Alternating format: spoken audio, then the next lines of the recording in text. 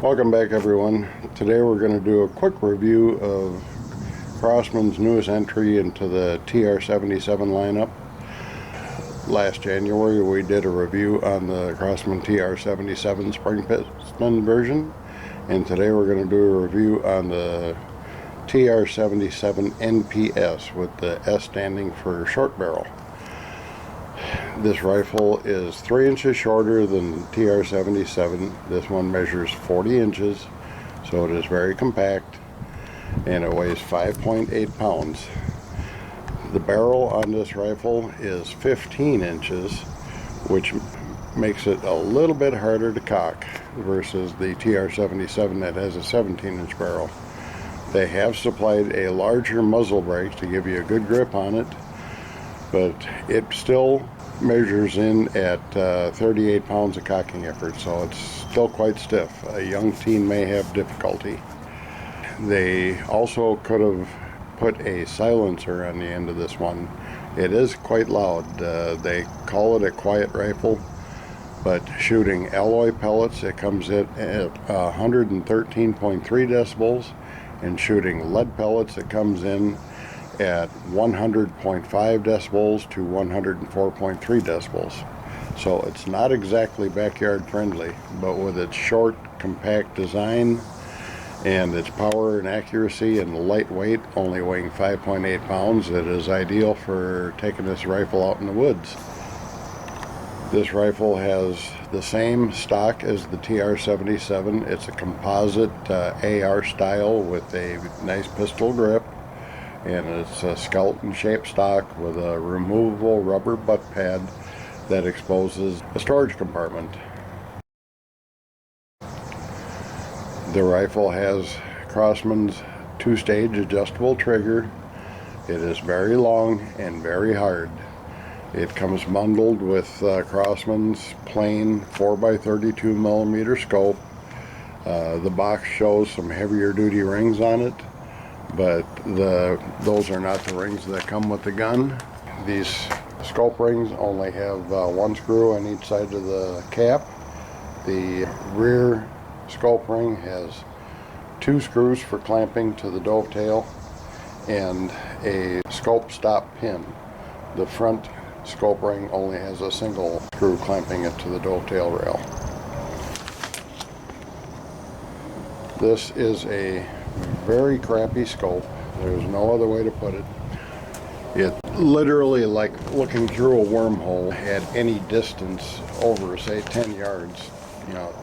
20 meters, this is what it looks like.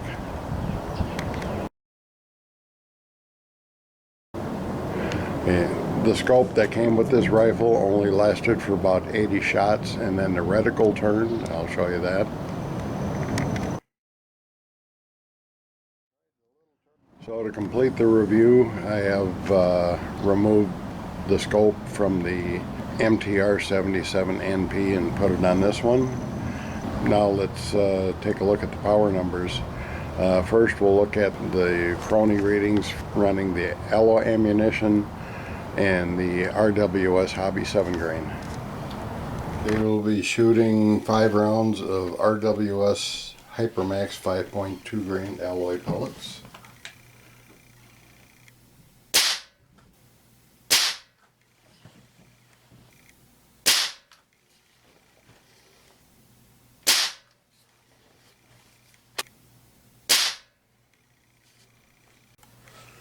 Okay, we had a low of 1,177 feet per second. I have 1,189 feet per second. Average of 1,181 feet per second.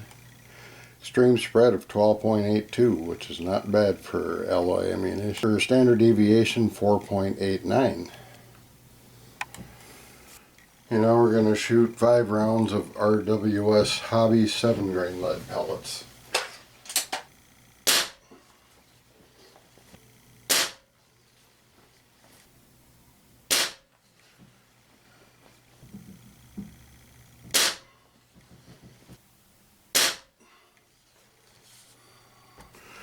Okay, we had a low of 996.7 feet per second, a high of 1005 feet per second, average of 999 feet per second, or extreme spread of 8.28 feet per second, standard deviation 3.6. Now you can't get much closer to the claim. Okay, the gun is rated at 1200 feet per second with alloy pellets and achieved 1181 feet per second. That is within 19 feet of the claim feet per second, and it is also within 19 feet of the TR77 spring version. Shooting the RWS Hobby 7 grains, it was 1 foot shy of the 1000 feet per second manufacturer's claim, and it was 5 feet per second slower than the TR77 spring version.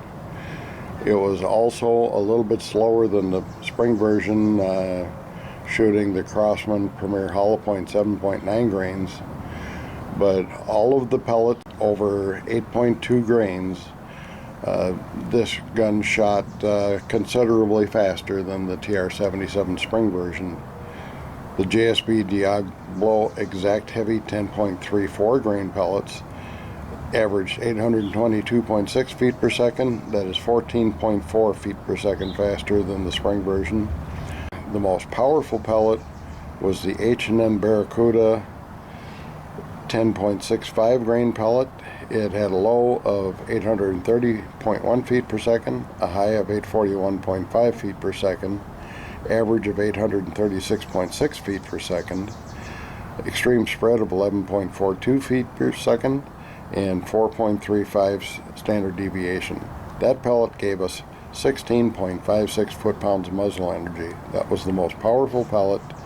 No other pellet came close to the manufacturer's claim of 18 foot-pounds of muzzle energy.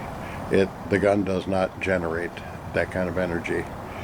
All in all, I really like the rifle. It does one thing incredibly well, and that is shoot the Crosman Premier Hollow Point 7.9 grain. That was our most accurate pellet.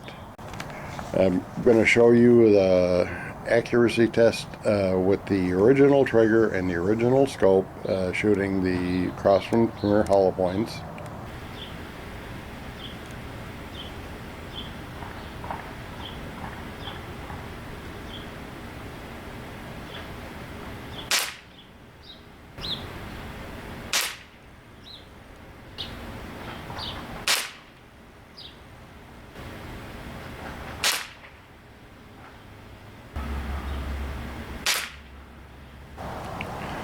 Okay, after that test, I did doctor the trigger. I installed a 5mm by 8mm by 2.5mm RC bearing for a radio control vehicle. That bearing is available at just about any hobby shop that sells and services RC vehicles, and it gave us a much tighter trigger, actually a very short trigger pull. And now I'll show the accuracy after the trigger modification.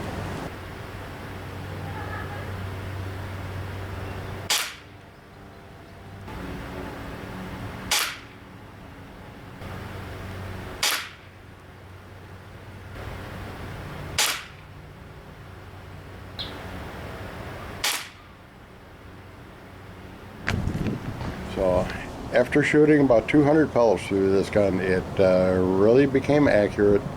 And I think that last group was incredibly accurate considering the really lousy scope that's on it. With the trigger mod done and with good optics, this could be a tack driver.